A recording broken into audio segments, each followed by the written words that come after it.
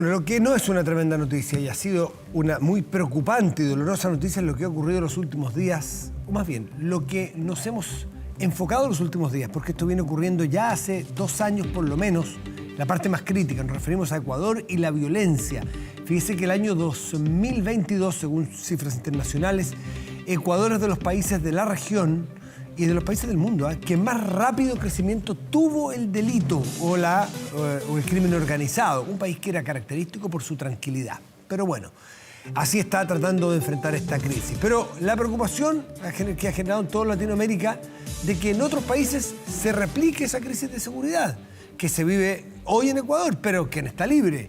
Por ejemplo, José Adolfo Macías, el Fito Macías, uno de los grandes líderes del crimen organizado en Ecuador, es el líder narcotraficante que escapó de una cárcel en Guayaquil y obligó al presidente, quizás desencadenó esta crisis de los últimos días, obligó al presidente a decretar estado de excepción.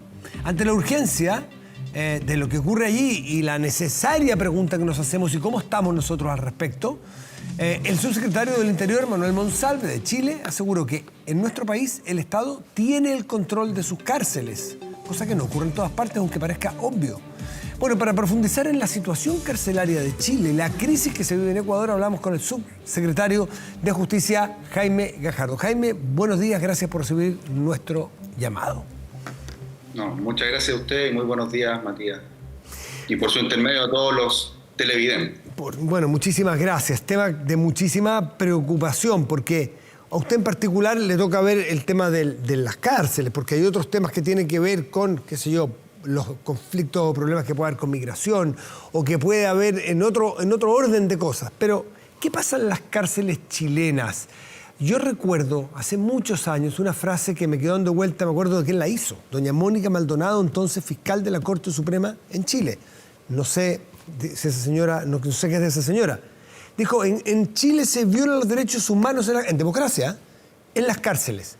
Hemos visto sucesivamente cómo está el hacinamiento, la calidad de las cárceles, cómo recibimos todos los días llamados, muchos de ellos de las cárceles, haciendo o intentando estafarnos. En fin, ¿cuál es el estado de situación carcelaria en Chile? Bueno, lo primero, yo creo que para que la ciudadanía tenga tranquilidad y sobre todo también para dar un mensaje en razón de lo que está ocurriendo en Ecuador el día de hoy, y que tal como tú muy bien decías, no es algo que en Ecuador está ocurriendo solo ahora, sino que también viene desde el año 2021 en adelante, lamentablemente. Nuestro país, y en particular el Estado, a través de Gendarmería de Chile, el Ministerio de Justicia y Derechos Humanos, tiene el control absoluto y total de todos los establecimientos penitenciarios que se encuentran a lo largo de nuestro país, que son 82 establecimientos penitenciarios. Es decir, en nuestro país, la institución estatal a cargo del cuidado de las personas privadas de libertad para que cumplan su condena y también a cargo de los procesos de reinserción social, tiene el control total de los establecimientos penitenciarios.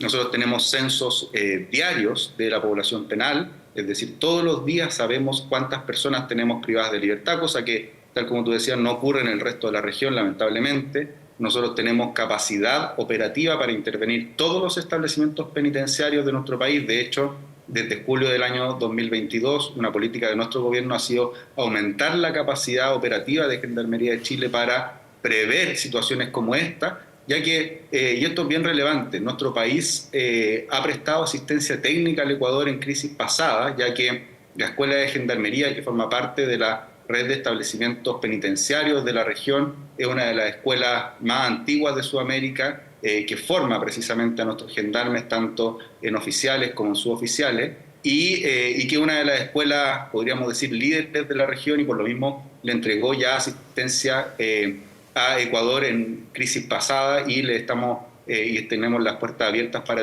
otorgar la asistencia técnica también en la crisis que está viviendo actualmente. Es decir, nuestro país está en una situación mejor institucionalmente, tiene más capacidades operativas.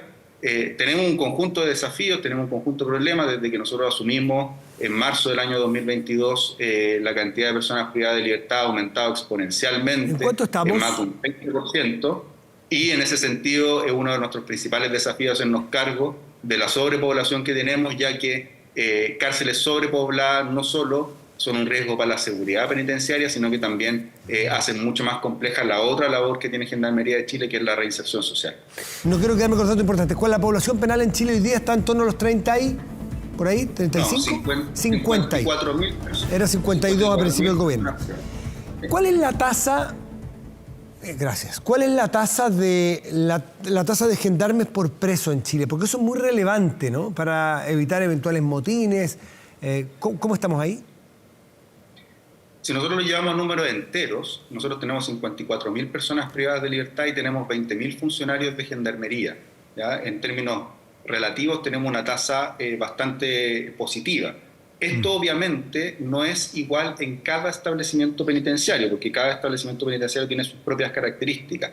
Por ejemplo, en establecimientos de alta y máxima seguridad se requiere tener mayor cantidad de funcionarios, y en establecimientos de bajo compromiso delictual. De hecho, nosotros tenemos, por ejemplo, centros de educación y trabajo abiertos, porque tenemos personas de poco compromiso delictual que desarrollan funciones que se están realizando oficio, y por ende ahí tenemos mucho menos funcionarios de gendarmería. Es decir, esto no es uno a uno si uno compara el número de personas privadas de libertad versus la cantidad de funcionarios de gendarmería que tenemos, pero nosotros diríamos hoy por hoy que efectivamente la dotación es uno de los elementos importantes, sí. Y sobre todo en las cárceles de la macrozona norte.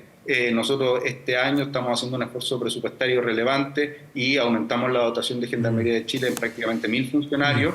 Tenemos un proceso con la Escuela de Gendarmería, nuestros funcionarios de la planta 1 y 2, que son los que se dedican principalmente al control de las personas privadas de libertad, en la planta 1 y 2 requieren de pasar por el proceso de formación. Otra cuestión es esto, el proceso de formación no es baladí, porque son pocas las instituciones de la región que tienen un proceso de formación como el que tenemos nosotros acá en Chile. Entonces, las personas que se encuentran trabajando en Gendarmería de Chile requieren pasar por este proceso de formación en la Escuela de Gendarmería, los oficiales que tienen un proceso de formación de 2 años y los oficiales de 1 año.